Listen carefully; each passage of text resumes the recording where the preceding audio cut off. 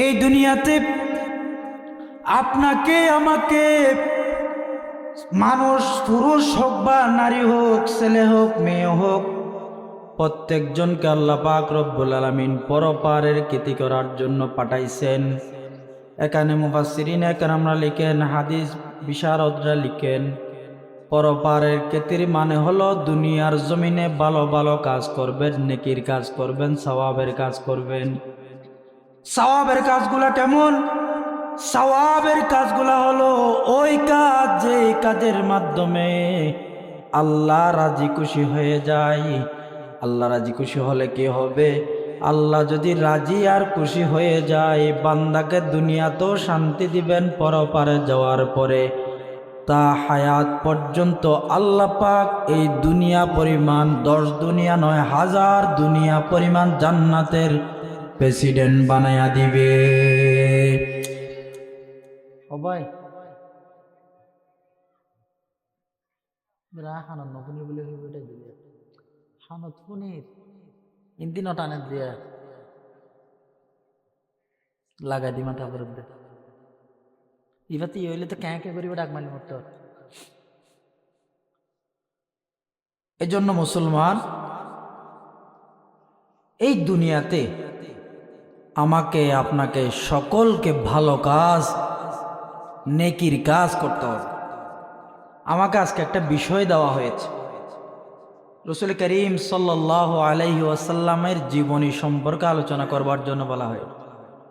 রসুলের মোহাব্বতের জিনিস, রসুলের জীবন কেমন ছিল ওই সম্পর্কে আলোচনা করার জন্য বলা হয়েছে।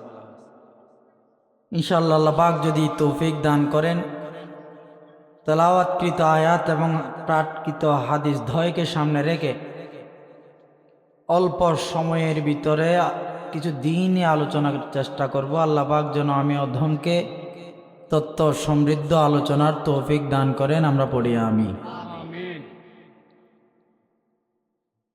ও মুসলমান, দুনিয়াতে মানুষ মানুষকে মোহাব্বত করে 3টি কারণে। একটু আওয়াজ দিবেন, মনে থাকে মতো। কয়টি কারণে? 3টি কারণে। 3টি কারণগুলা কি? জামাল, কামাল, নওয়াল।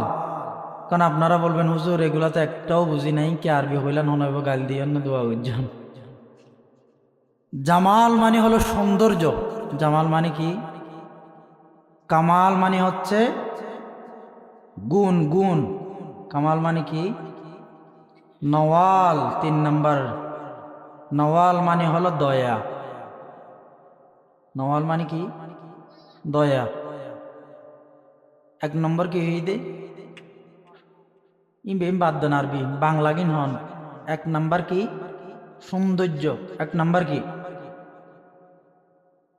এখন আপনাদের কাছে জিজ্ঞেস করতে চাই, জুলাইহা ইউসুফ আলাইহিস সালাতু ওয়াস সালামের জন্য পাগল হয়েছিল কিসের কারণে? সৌন্দর্যের কারণে। কেমন পাগল হয়েছে এই ইউসুফ জুলাইহার কাহিনী আল্লাহ কোরআনুল কারীমের মধ্যে তুলে দিয়েছেন। সুবহানাল্লাহ বলেন। এরপরে গুণ।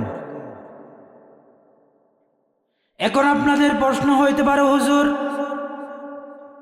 2য় নম্বরে যে গুণের কথা আপনি বলেছেন, ওই গুণের কারণে মানুষ মানুষকে মোহাব্বত করে, সেটা কেমনে হয়? ও মুসলমান, আপনাদের এলাকার অনেক মানুষ তো আছে, দেখা যায় ওই চট্টগ্রামে গার্মেন্টসে চাকরি করে। কোথায় নাই নাকি এটা? ওই ছেলে যখন গার্মেন্টসে চাকরি করে, ওখানে থাকতে থাকতে একটা মেয়ের সাথে সম্পর্ক হয়ে গেল। ওই মেয়েটাকে বাড়িতে আনার পরে বড় ভাই দেখে বেশি কালো, দেখতে ফর্দার ভিতর তাতিকে দিয়ে ফেলাই, এদের বেশি হালা। বাবা দেখার পরে বলতেছে এটা কি আনলি, কাক আনলি নাকি আর কি আনলি? তো মানুষ উন্নয়ন হলার যে হালা, হালার ওয়ার হালা, ইয়াত তো বড় হালা, তো হালা হাওয়ান্নান হালা আন্নত দে ইভানি কি তোর সুগত পুজ্জি দিয়া। মা বলতেছে, হে আমার আদরের সন্তান, এটা কি বউ নিয়ে আসলি, তাড়াতাড়ি ডিভোর্স দিয়া দে। ভাইয়ের সামনে গেল, ভাই বলে ডিভোর্স দিয়া দে। এরপরে বাবার সামনে গেলে বলে, তুই আরে শুধু ডিভোর্স দিবে না, এই মেয়ে থাকলে তুইও ঘর থেকে বের হয়ে যা। কিন্তু সন্তান বলতেছে, ও বাবা ও মা, এক সপ্তাহ পর্যন্ত একটু দেখেন না, এই মেয়ে ভালো হবে কি খারাপ হবে, শুধুমাত্র এক সপ্তাহ একটু দেখেন না, এক সপ্তাহ একটু দেখেন না। এক সপ্তাহ পরে বাবা খবর নিল, বাবার কাছে যে কোনো এক সপ্তাহ পরে খবর নিল, বাবা বলতেছে, এই মেয়ে ডিভোর্স দিস না, এই মেয়ে ভালো, কেমন ভালো জানিস নাকি? আমাদের দেশে যে একটা প্রবাদ বাক্য আছে, নদীর পানি গুলাও ভালো, জাতের মেয়ে কালাও ভালো। কথা বলেন ঠিক কিনা? এই মেয়ে কেমন ভালো জানো নাকি? বলতেছে কেমন ভালো? গভীর রজনীতে যখন তোমার বাবা, আমি আর তোমার মা মুরব্বী মানুষ যখন ঘুম থেকে উঠে তাহাজ্জুদের নামাজ পড়ার জন্য যখন রেডি হতে যায়, ওই মুহূর্তের মধ্যে এই ভালো মেয়ে ঘুমায় না। কালো হলে কি হবে? এই মেয়ে ঘুমায় না, আমাদের জন্য গরম পানি নিয়ে দাঁড়িয়ে থাকে। শুধু গরম পানি নিয়ে দাঁড়ায় থাকে না,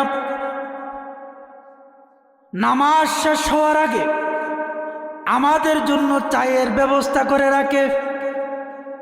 এজন্য এই মেয়ের তো ডিভোর্স দিস না।